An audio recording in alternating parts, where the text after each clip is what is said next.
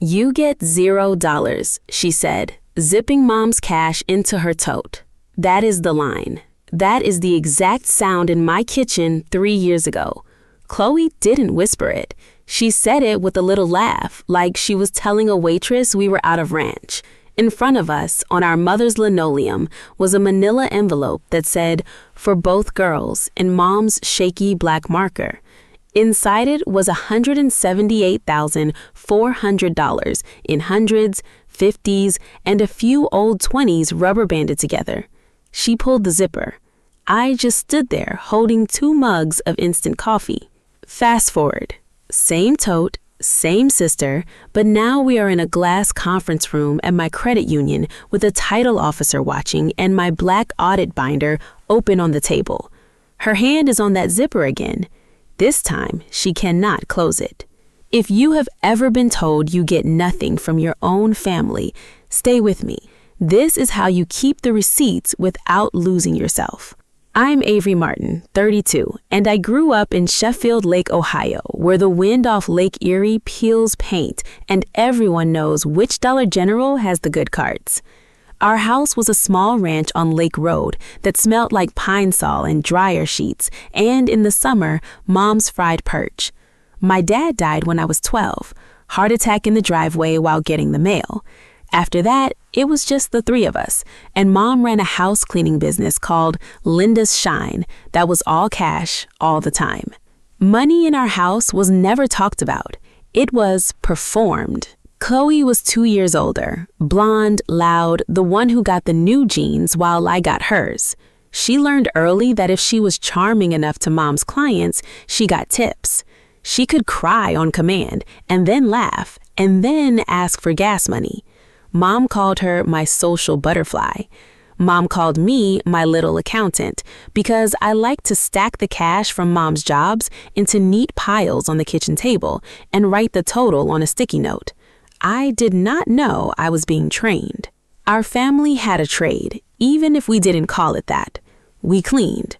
Baseboards, blinds, ovens that hadn't been wiped in years. Mom kept everything in envelopes. Rent envelope, electric envelope, Chloe's college envelope that Chloe never used for college. I remember one August, the air conditioner rattled, and Mom had us both in the kitchen doing what she called a budget meeting. She had 10 envelopes. She put 20s in each, licking her thumb. Chloe got a thick one for future. I got a thin one for books. When I asked why, Mom said, "Chloe needs more right now, honey. You are good with less." That was the budget of love. Some people got more because they demanded more. Some people got less because they didn't complain. Luis came into my life when I was 22. I was working as a teller at First Heritage, the little credit union by the steel mill that still gives you a lollipop. Luis Ortega was 58, a former Marine, the vaults guy who had a mustache and wore the same brown cardigan every day. He taught me how to count cash without looking, how to feel a counterfeit bill, how to initial every strap. He never raised his voice. When a member yelled about a fee, Luis would say, "Let us look at the tape together," and the yelling stopped. I moved into a 1-bedroom over a laundromat. Chloe moved in with Derek, who sold used trucks and wore sunglasses indoors. Mom kept cleaning houses even after her knees gave out. She kept stacking cash. I knew she had cash in the house. Everyone on Lake Road knew Linda had house money. I just didn't know how much. I found the envelope that proved she knew exactly what she was taking. Mom had a mild stroke in October, 3 years ago. Not a big one. She was in Mercy for 4 days and came home with a walker and a list of pills. Chloe appointed herself power of attorney because she lived 5 minutes away and I lived 40. I did not fight it. I was working overtime covering audits and I thought, fine, let Chloe handle the meds. 2 weeks after Mom went into assisted living at Riverview Pines, Chloe called me to go through Mom's things before the landlord changes the locks. It was a Saturday. The house was already half empty. The couch was gone. The fridge had only ketchup. The air smelled like that lemon cleaner Mom used for other people's houses, which was strange because she never used it in her own. Chloe was in the bedroom closet, standing on a step stool, pulling down a shoebox. She had on leggings and a big sweatshirt that said Cleveland in glitter. Derek was in the living room on his phone, not helping. She opened the box. Inside was not shoes. It was envelopes, bank receipts from 1998, and one big manila envelope with Mom's handwriting. I can still see it. For both girls, house money, do not touch till I am gone. And under that, in smaller letters, $178,400, October 3rd. Chloe laughed. That was the laugh I heard in the cold open. She said, "Oh my God, she really did it. She saved all of it." I reached for it. I'll be honest, my first thought was not legal. My first thought was, Mom counted this. Mom sat at this table and counted this. Chloe pulled it to her chest. "Listen," she said, "I've been here. I've been wiping her butt at Riverview. I've been paying her bills. You visited twice." That wasn't true. I visited 4 times and brought her sugar-free pudding. She looked at Derek, then at me. "I keep Mom's $178,000 cash, you get 0. That's fair. You have your little bank job. You don't need it." The exact quote. "I keep Mom's $178K cash, you get 0. I did not yell. That's the part people never believe. I just felt my ears get hot. I counted to 10. It wasn't enough. She pulled the whole manila envelope into a beige tote bag she used for groceries. The zipper caught for a second. She yanked it. I said, "That envelope says both girls." Derek finally spoke from the doorway. "Avery, don't make this weird. Take the high road." I left with 2 mugs of coffee and nothing else. That night, I started the object. It was not revenge at first. It was just what Lewis taught me. If cash moves, you write it down. I bought a black 3-ring binder at Walmart and a pack of plastic sleeves. I bought a composition notebook, the black and white kind. On the first page, I wrote 10/15/22, 4:12 p.m., $178,400 observed. Envelope says, for both girls, taken by CM into beige tote. Witness DV. I took a photo of Mom's closet, empty. I saved Chloe's text that said, "Do not come by again today." The binder became the spine. Every time I remembered something, I put it in. A receipt from Riverview for $3,200 that Chloe said Mom owed, but the facility said was already paid. A voicemail from Chloe asking me to loan her $600 for Mom's walker 2 days after she took $178K.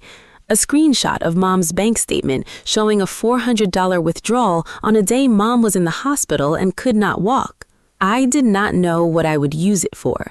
I just knew if I did not write it down, my family would tell a different story later.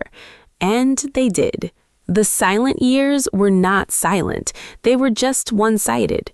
Year 1 was 2023. I was 27, living over that laundromat where the dryers ran until midnight. I sent Mom a card every week. I sent Chloe a text on her birthday. "Can I visit with you?" She left me on red. I sent another. "I can bring Mom's favorite lemon pie."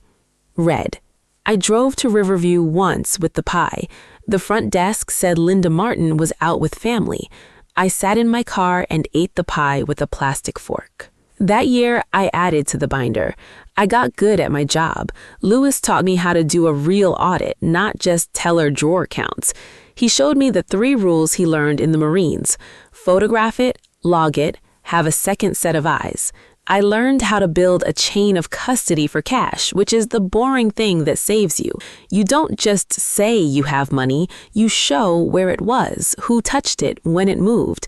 Photo with timestamp, written log with signature, second witness initial, keep it in one place. It's not fancy, it's just tedious, and that's why it works. There's here the part I was bad at first. I kept thinking I needed to prove I was a good daughter. I didn't. I needed to prove what happened to the cash. That was a hard realization, and I felt kind of stupid for not getting it sooner. Lewis was decent to me in a way my family was not. He brought me coffee when I was doing quarter-end reconciliations. He covered my shift when Mom had a second small stroke. He never asked about the binder. One day he just saw it on my break table and said, "Good binder. Keep the originals somewhere else, too." So I started scanning everything into a drive. Year 1 success. I passed my certified credit union internal auditor exam, $45 more a week. I put $20 of it into a savings account I named Mom. Year 2 was 2024. Chloe and Derek bought a new truck, a big white Silverado with the lift kit. She posted it on Facebook. Hard work pays off, blessed, with a photo at Edgewater Park. My mom's friend Mrs. Kowalski commented, "Where did Linda's house money go? Is Linda okay?" Chloe deleted the comment. I have a screenshot in the binder, page 47. I tried a reconciliation again. I mailed Chloe a letter, certified mail, with a copy of Mom's envelope handwriting. I said, "Can we split this 50-50 as Mom wrote? I will help pay for Mom's care from my half." She texted back, "Stop harassing us. Mom said I could have it. You have always been jealous." That text went into the binder, sleeve 52. Year 3 was 2025. Mom died in February, quiet in her sleep at Riverview. Chloe did not tell me for 2 days. I found out from Mrs. Kowalski. The funeral was small. Chloe stood at the podium and said Mom taught her about hard work. I sat in the back with Luis and Mrs. Kowalski. After, Chloe handed me a plastic bag with Mom's old slippers and said, "Here for your memories." I kept going to work. I kept adding to the binder. Bank statements, the funeral home invoice that Chloe paid with a wad of 20s, a Facebook marketplace listing where Derek sold a lot of old tools that looked exactly like Dad's old tools from our garage. And this is where the debate part comes in, and I want to be honest about it. When Mom died, I spent 140 hours over 3 months building that binder, calling Riverview, calling the county recorder, getting copies of everything. I missed shifts, I used PTO. Luis said, "You should bill the estate for that. That is real work. Lawyers do." So I did. I wrote an invoice to the estate of Linda Martin. 140 hours times $35 per hour equaled $4,900 for estate reconciliation and audit services. I paid myself from the money I had not yet recovered, in theory, by keeping a note that said I was owed $4,900. I hadn't taken any cash yet, but I planned to if I ever got it back. Some people will say that was wrong. Some will say that was fair. I was doing the job Chloe refused to do. Drop a comment below. Would you have paid yourself for those hours, or would you have left it alone and split everything clean 50-50? I really want to know where you land, because my sister definitely has an opinion. By the end of year 3, the binder was 3 inches thick. It had 118 sleeves. It had photos, logs, texts, certified mail receipts, and a little pocket where I kept Mom's original envelope handwriting that Mrs. Kowalski had found taped under Mom's dresser drawer. On that envelope, in the same marker, Mom had written, "Split it. Be good to each other." That line was faded, but it was there. I thought that was the end. I thought I would just have a binder and no sister. Then the trigger happened. In March of this year, First Heritage had an internal issue. A regional manager in our Elyria branch had been waiving overdraft fees for friends and family and not logging them. The loss was about $1.2 million over 4 years. I was the one who found the pattern because I love spreadsheets and I have no life. The Cleveland Plain Dealer and the Lorain County Ledger both picked it up because credit unions never make the news. The Ledger ran a profile. Sheffield Lake auditor finds $1.2 million hole, saves members money. There was a photo of me in my Goodwill blazer in front of the vault, holding my black binder because the photographer said, "Hold something that looks like work." They quoted me saying, "Cash tells the truth if you let it." I did not think anyone in my family read the Ledger. They do not read. But Derek does read Facebook. The credit union posted the article. It got 800 shares because everyone hates overdraft fees. My cousin in Parma shared it and tagged Chloe. "Look, Avery is famous." That was Wednesday. On Thursday, my phone, which had been dead for 3 years, lit up. First text from Chloe, 9:14 a.m. "OMG, saw the article, so proud of you." Second text, 9:16 a.m. "Mom would be so proud." Third text, 9:22 a.m. "Hey, quick question. "Are you still in touch with the title company for Mom's house? We have a buyer and we need to close. Buyer wants quick close." The house. Mom's little ranch on Lake Road. It had been sitting empty because Chloe couldn't sell it without my signature, since both our names were on the deed from way back when Mom added us in 2010 to avoid probate. She had tried to sell it quietly. The county website showed 2 failed listings. I did not reply. Then Mom's aunt, my Aunt Janine, who hadn't called me since the funeral, called me. She said, "Honey, Chloe says you're blocking the sale to be spiteful. She says you want more than your half of the house." I laughed. I hadn't asked for anything. On Friday, I got an email from a title officer named Sarah Chen at First Heritage Community Room saying, "Hi Avery, your sister Chloe Martin has opened escrow for 1482 Lake Road. We need both heirs to sign. Also, we found a note in the file about a cash amount that may be part of the estate.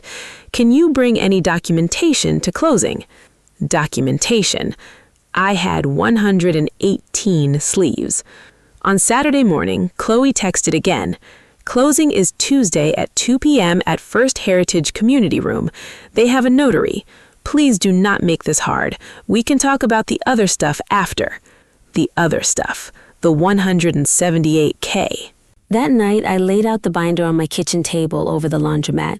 The dryers thumped below. I went through every sleeve. I put a sticky note on page 47, page 52, and page 89, which was the photo of Mom's envelope that said, "For both girls."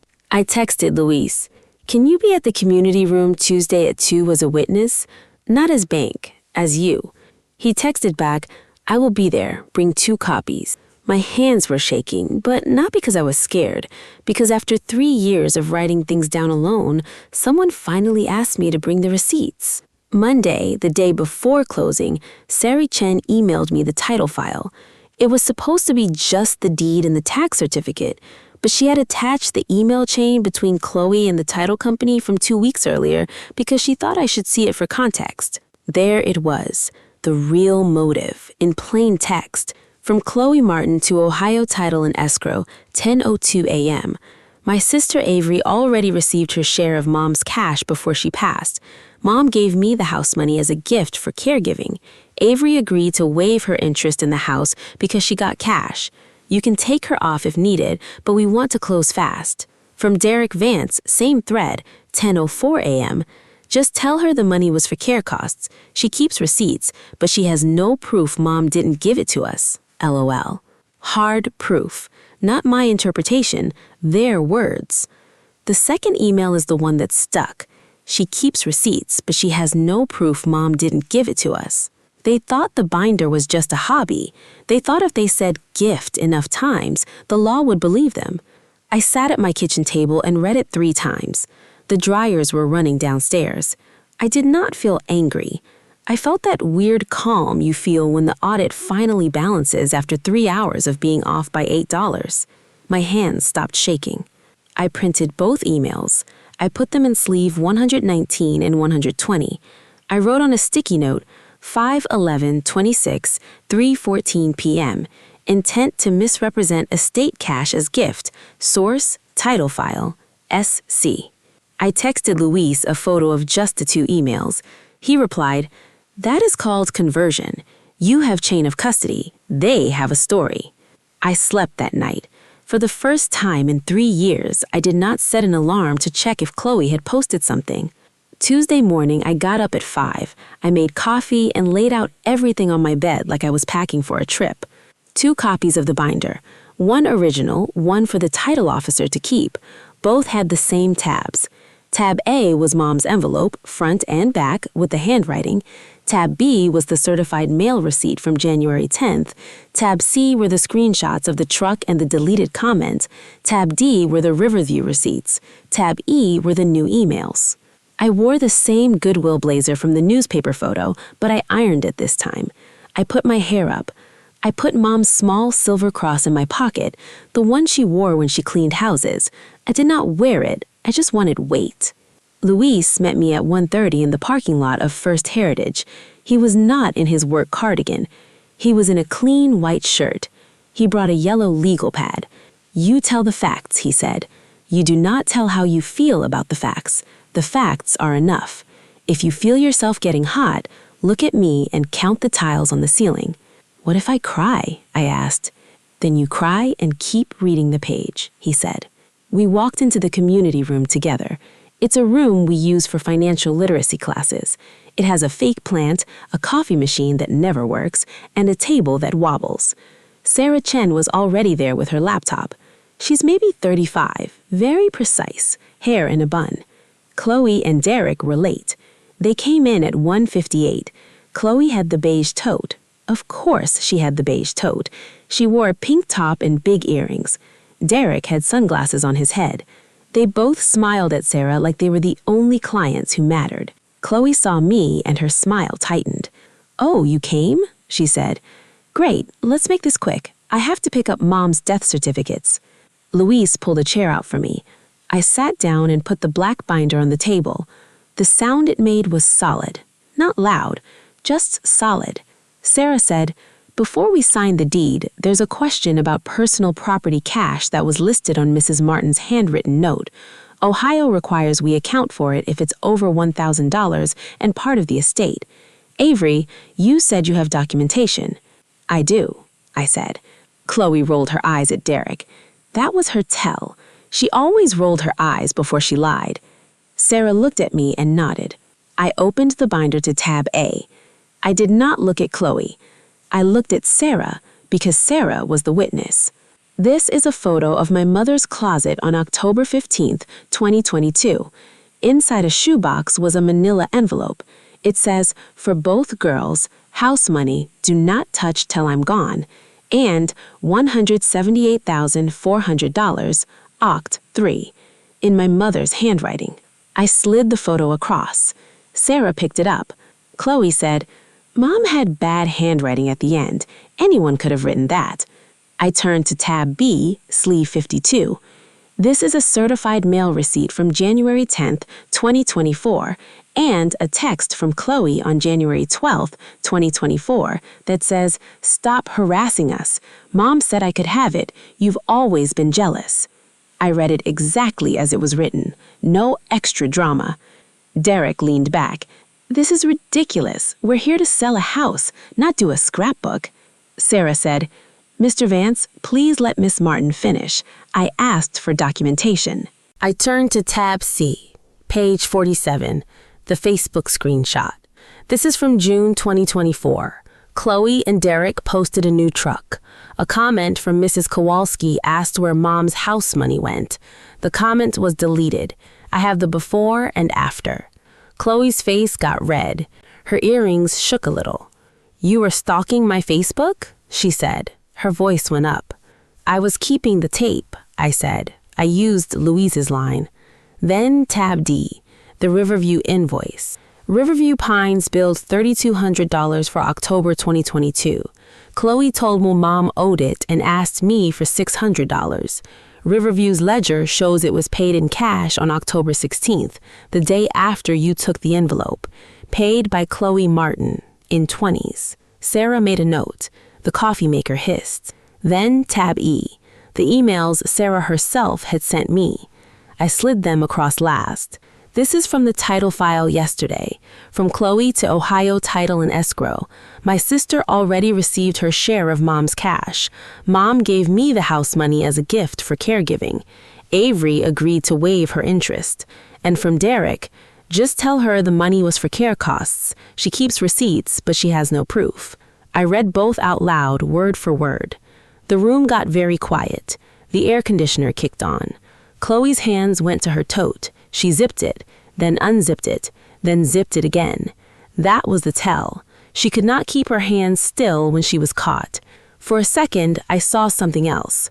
Her eyes watered. She looked at the photo of Mom's handwriting and her mouth did a small thing, like she wanted to say Mom's name. Then pride swallowed it. "So what?" she said. "I did take care of her. You think $178,000 covers 3 years of wiping and driving and listening to her complain? You were never there. You get to be the good daughter because you were not there." That was the unguarded honesty. For 1 second, she told the truth, that she was tired and angry and felt unpaid. Then she covered it with the same line. "You get $0, she whispered to me, not to Sarah. "You still get $0.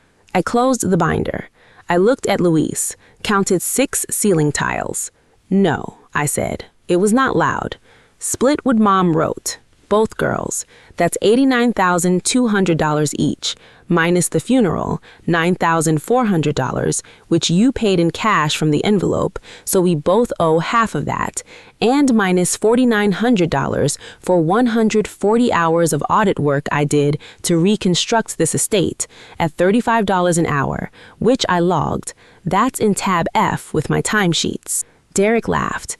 "You paid yourself? You can't pay yourself." Luis finally spoke. He did not look up from his legal pad. In Ohio, an heir who performs reasonable estate preservation work can claim reasonable compensation if documented and disclosed before distribution. $35 is under market for audit work. She disclosed it. It's reasonable. Sarah nodded. "We'll hold the house proceeds in escrow until the cash accounting is agreed or taken to probate court. With this documentation, probate will likely surcharge the carriage against your share, Miss Martin." Chloe stared at the binder, at the tote, at me. "You kept all of this?" she said. "I kept what happened," I said. "I did not have to sue anyone. That is the part people expect, but the paper did the work." Ohio Title held the house money, $148,000 after fees, in escrow. Sarah sent both of us a formal letter. No disbursement until both signs a personal property affidavit accounting for the $178,400 cash. Chloe hired a lawyer for 1 consultation. The lawyer told her what Luis already knew. Cash with a handwritten note saying for both girls is not a gift for caregiving. It is part of the estate. And her emails claiming I already got a share would be considered misrepresentation if she filed them. A week later, Chloe signed. The split was this: $178,400 minus $9,400 funeral equals $169,000, minus my $4,900 audit fee equals $164,100 to split. That was $82,050 each. Plus, I got the $4,900 fee back, so I got $86,950 in cash. Chloe got $82,050. The house money, $148,000, was split $74,000 each. I got a check for $160,950 total. She got $156,050. I did not feel rich. I felt like I had finally been paid for counting. Consequences happened without me chasing them. Derek's truck business had a lien for $22,000 that he paid off right after escrow cleared. Mrs. Kowalski told everyone at church exactly what happened, because Mrs. Kowalski tells everyone everything. Chloe blocked me on Facebook, then unblocked me to watch my stories, then blocked me again. The small redemptive gesture came from Aunt Janine. She came to my apartment over the laundromat with a banana bread and Mom's old recipe box. She said, "Your mom kept every cleaning client tip in that envelope because she wanted you two to have a start. She was scared you would fight. I told her you would." She also gave me a photo I had never seen. Mom in 1998, young, holding both of us on Lake Road, all 3 of us laughing with crooked bangs. I put the recipe box on top of the black binder. It fits. I still work at First Heritage. I still count straps. Chloe still lives in Sheffield Lake. We do not talk, but her truck is not lifted anymore. She sold the lift kit. I kept the binder. I put it in my closet where Mom's shoebox was. The moral is simple. Keeping the receipts is not about revenge. It's about remembering what actually happened when everyone else rewrites the story. That tote zipped shut 3 years ago, and I thought I got 0. I did get 0 that day, but I had a binder, a second set of eyes, and a mother who wrote for both girls, even when her hands shook. If you've been told you get nothing, start a binder. Photo, log, second eyes. Keep the original somewhere else, too. Cash tells the truth if you let it. If this hit you, hit like and subscribe. And I mean it this time. I want to know. I charged $4,900 for 140 hours of estate audit work before we split the rest. Some people say family should never charge family. Some say work is work. Would you have paid yourself, or would you have split it clean 50-50 and eaten the hours? Drop it in the comments. I read every one.